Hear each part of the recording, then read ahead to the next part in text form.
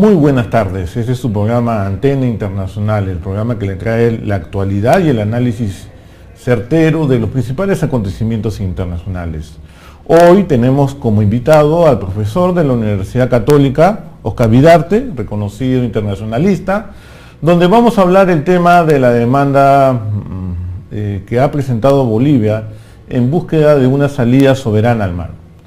Antes de comenzar la entrevista, vayamos a nuestra acostumbrada sección, el personaje de la semana.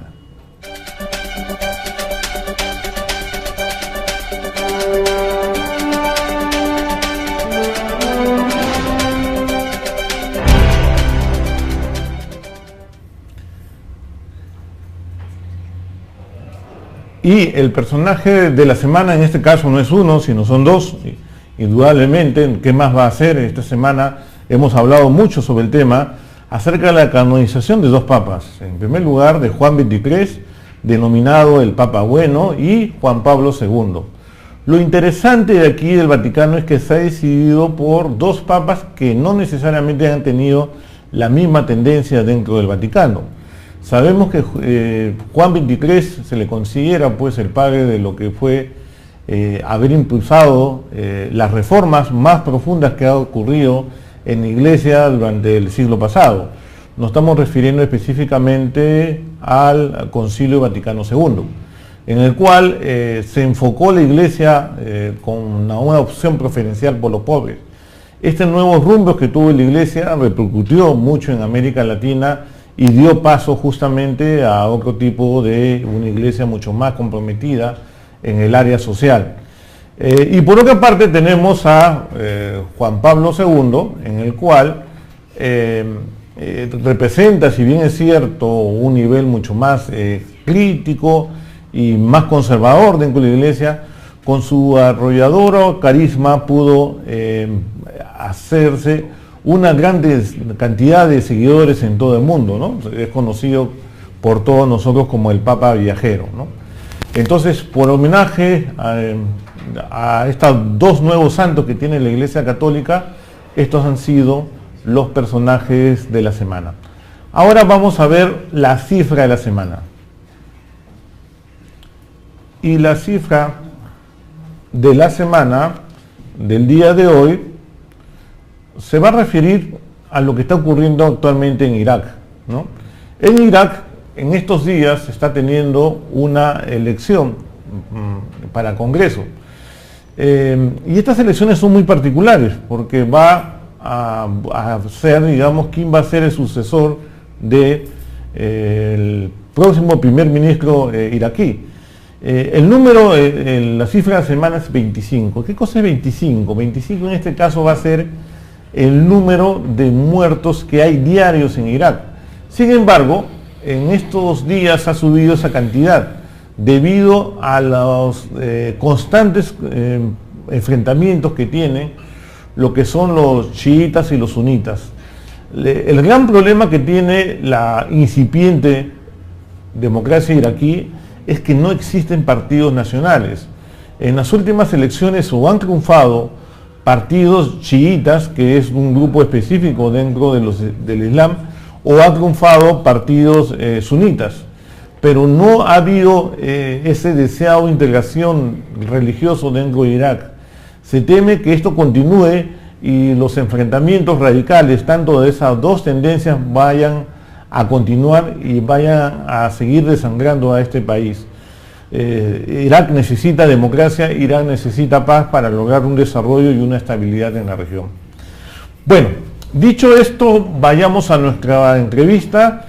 Señor Vidarte, mucho gusto de tenerlo acá en el programa. Fabián, un placer. Oscar, la última semana hemos visto la presentación de la demanda por la Haya de Bolivia.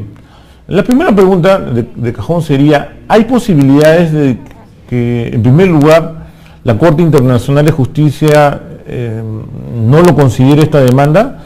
Y la segunda sería, si es que Chile hay alguna manera de recursar la posibilidad de la intervención del Tribunal Internacional en este caso.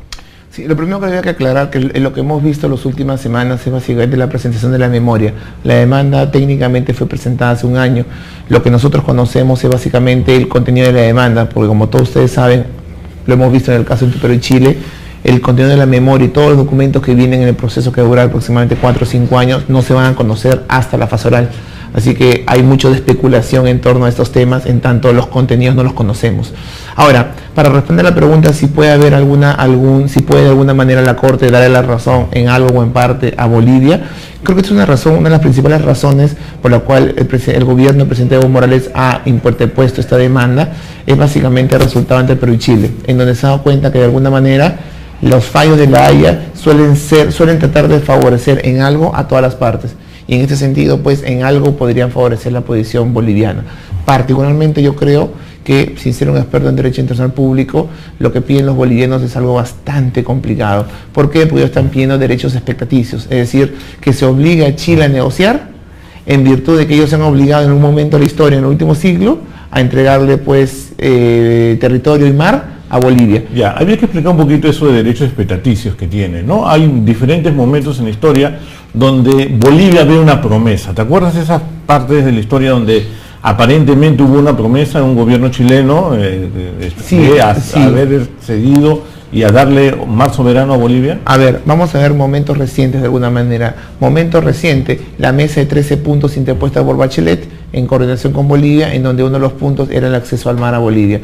Es un espacio de debate, discusión, de negociación en torno a la posible salida de Bolivia al mar. Otro momento importante, la paz de Charaña o el abrazo Charaña el 75, en donde nuevamente vimos un intento real de Chile de poder Pinochet y Iván cerrándose el abrazo. Exacto. Dos dictadores para poder, y supuestamente hubo una propuesta en ese momento, y ¿no? La propuesta justamente incluía un corredor que le brindaba a Bolivia salida al mar. Entonces, sí, en el pasado, además, he estado leyendo historiadores bolivianos que hablan hasta de datos de finales del siglo XIX, inicio del siglo XX. Década de 1950, donde hay una propuesta también de cambiar agua del lago Titicaca por salida al mar. Y otras propuestas que están cambiar el corredor por territorio boliviano a favor de Chile. Entonces, hay propuestas y hay intentos. La pregunta es, y es algo que en derecho internacional es fundamental, ¿podemos obligar a un Estado, o la Corte puede obligar a un Estado a negociar? Seguramente lo puede obligar a negociar, pero lo puede obligar a negociar en tanto la resolución de esta negociación sea el acceso al mar a Bolivia. Es un tema totalmente distinto. Es decir, yo creo que la Corte puede decir a Chile que está obligado a negociar de buena fe con Bolivia una resolución de una temática que en el pasado se ha comprometido a negociar. Sin embargo, de ahí a que la Corte le diga que Chile está obligado a cederle mar, eso no puede hacer en virtud del principio de soberanía de los Estados. Entonces los Estados negocian y los Estados expresan su manifestación, su voluntad, que es básicamente esencia del Tratado del Derecho Internacional en la actualidad. Y yo creo que ahí está la mayor dificultad de Bolivia, porque Bolivia no puede cuestionar el Tratado de 1904 por una razón fundamental, porque la Corte de la Haya nace, la competencia de la Corte nace a partir del Tratado de Bogotá del 48, y el Tratado de Bogotá del 48 señala que ningún tema anterior al 48 puede ser parte de la Corte. En este caso, el Tratado del 1904. Por lo tanto, puede haber la posibilidad que llegue a la Corte, nosotros nos abstenemos a participar porque hay un tratado anterior a 1948. No creo que haga eso, por una razón, porque Bolivia no ha hecho referencia al tratado ni a cambios del tratado. Lo que está diciendo es que Chile se ha comprometido a lo largo de la historia a acceder a un reclamo boliviano histórico. En tanto, pues obviamente los resultados del conflicto que todos conocemos, la Guerra del Pacífico. Entonces, pero igualito, ¿qué puede conseguir Bolivia? Bolivia, hay que ser sincero acá, no está pidiendo ni el cambio del Tratado del 4, que lo considera válido, y está pidiendo que la Corte obligue a Chile a negociar. ¿Para qué? Para que ellos tengan acceso al mar. Este último punto es el punto más criticable, porque la Corte no puede obligar a Chile a algo a lo cual no se ha comprometido, que sería casi lo mismo que violentar o desconocer un tratado internacional existente. Así que, por eso hay que explicarlo bien, porque uno cree que le pedido Bolivia es por cambio de tratado, y eso no es. Sí. Ahora, habría que ver, y ser tu segunda pregunta, ¿qué hace Chile al respecto? Porque Chile tiene dos caminos. Un camino es impugnar la competencia de la Corte, y otro camino es entrar al proceso, que me parece que es un debate muy interesante y que nuevamente nos traslada al caso Perú chileno, porque muchas de las críticas que hubieron en su momento es Chile debió impugnar o debió entrar a una fase de negociación con Perú. Estos fueron los caminos que existen. Hay tres caminos: o impugnas, o continúas el proceso, o negocias con la contraparte. Y en Chile, después del resultado, que ya todos conocemos, Un poco la crítica era, hubieran impugnado o hubieran negociado con Perú. Y de alguna manera hubieran sacado mucho más que lo que fue el resultado final. La pregunta ahora en Chile es, ¿qué hacemos? ¿Nos sentamos a negociar? Parece que no es la opción real.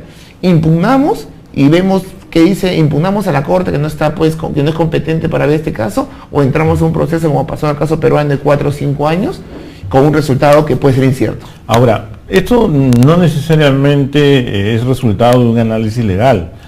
Hay que tener en cuenta que también es parte de un análisis político interno, ¿no? Y lo que vemos actualmente es que existe en Chile un gran espíritu crítico con respecto a cómo se manejaron las cosas con Perú. Entonces, la posibilidad en la cual Bachelet